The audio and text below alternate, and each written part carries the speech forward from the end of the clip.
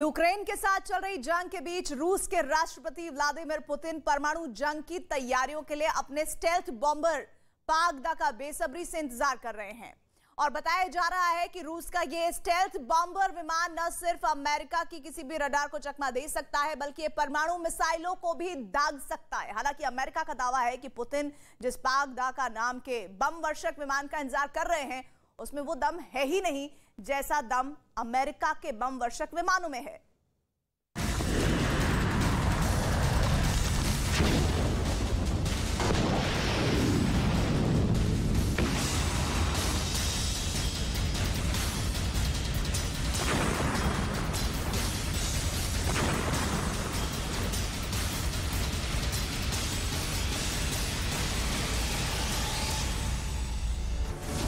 Putin की nuclear war की साजिश।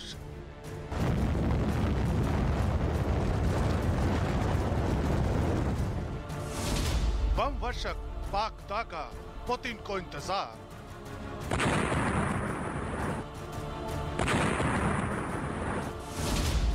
अमेरिका को दहलाने का षड्यंत्र।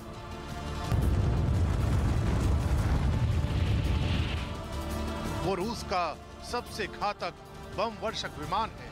वो एक बार में हजारों किलोमीटर की दूरी तय कर सकता है। वो परमाणु हथियारों से दुश्मन पर हमला कर सकता है।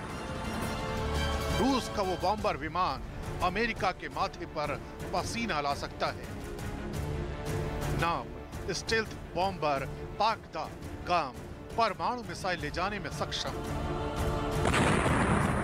यूक्रेन के साथ चल रही जंग के बीच रूस के इसी स्टेल्थ बॉम्बर यानी दुश्मनों को चकमा देने वाले बम वर्षक विमान की चर्चा है। बताया जा रहा है कि पुतिन को अपने इस बेहद महत्वाकांक्षी स्टेल्थ बॉम्बर का इसलिए इंतजार है क्योंकि ये एक साथ कई खूबियों से लैस है। रूसी न्यूज एजेंसी टास की एक रिपोर्ट में इस बात का दावा किया गया है कि इस विमान की रेंज 7000 मील यानी 11,200 किलोमीटर तक ये विमान एक बार में उड़ान भर सकता है।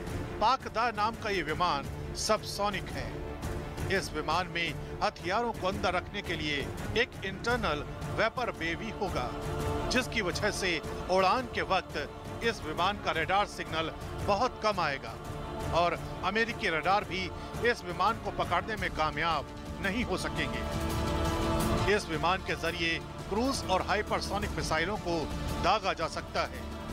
साथ ही इस विमान के जरिए परमाणु मिसाइलें भी दागी जा सकती हैं। इसकी स्टेल्थ क्षमता बढ़ाने के लिए रूसी इंजीनियरों ने दुश्मनों के रडार का अध्ययन किया है जिसके बाद इस विमान को खास तरह से डिजाइन किया गया है। हालांकि बम वर्षक विमान अमेरिका के B-2 की तरह दिखाई देते हैं। रूस की तरफ से तो ये भी दावा किया जा रहा है कि ये विमान 30 घंटे तक लगातार हवा में रह सकता है।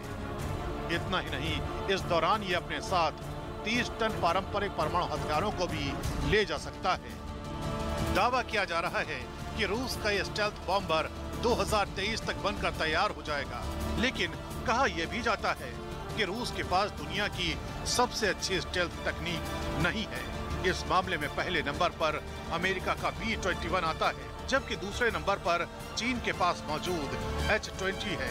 इसी तरह अब रूस के पास पागदा आने वाला है। इन तीनों ही विमानों में एक ही तकनीक है यानी दुश्मन के रडार को छकाने की तकनीक। अमेरिका का B-21 जहां इसी साल के अंत तक उड़ान भरने के लिए तैयार होगा तो वहीं रूस का पागदा अगले साल तक उड़ान भरने के लिए तैयार हो जाएगा।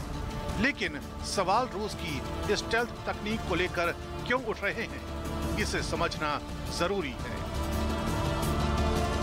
बताया जाता है कि रूस ने इस तकनीक पर Su-57 के जरिए साल 2002 में काम करना शुरू किया था, लेकिन रूस की वायुसेना को सिर्फ 12 विमान ही भेजे जा सके। यही वजह है कि अमेरिका की तुलना में रूस का ये आने वाला बॉम्बर सवालों के घेरे में है।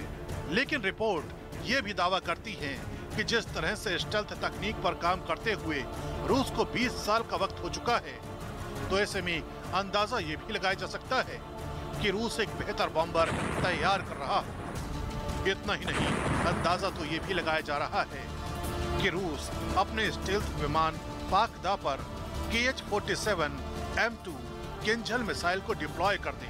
ये मिसाइल 12,348 किलोमीटर प्रति घंटा की रफ्तार से हमला कर सकती है, यानी सीधे पुतिन के सेना विमान का इस्तेमाल अमेरिका को चौंकाने के लिए कर सकती है।